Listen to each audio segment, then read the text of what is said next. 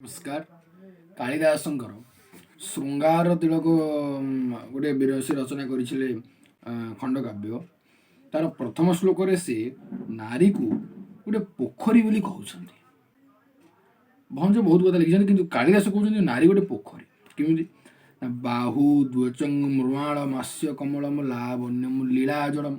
ओह नारीर जो बाहु ये होची मृणाल माने पद्मनाड़ एवं मास्य कमल मुख होची पद्मपुरी लावण्य लीला जल तार जो सौंदर्य अच्छी से होची जल श्रेणी तीर्थ शिलाच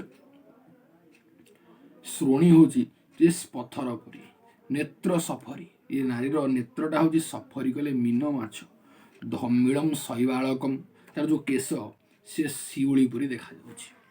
आउ कौन कांता दस्तन चक्रवाक जुगलम एवं चक्रवाक जुगल होउछन्ति उरज कंदर्प बाणार नड़े पोखरी कौन हुए ना लोक जदि पोखरी पशे तेबे पोता देहरु ग्रीष्म ताप नष्ट हुए से भाव में दग्धा नाम बगाय नाय विधिना रम्यसर निर्वन ये नारी रूप पुष्करिणी को कंदर्प अनड़े दगधीभूत व्यक्ति को सी आनंद प्रदान कर अतएव नारी एक पुष्करिणी यह प्रमाणित रोचे। नमस्कार।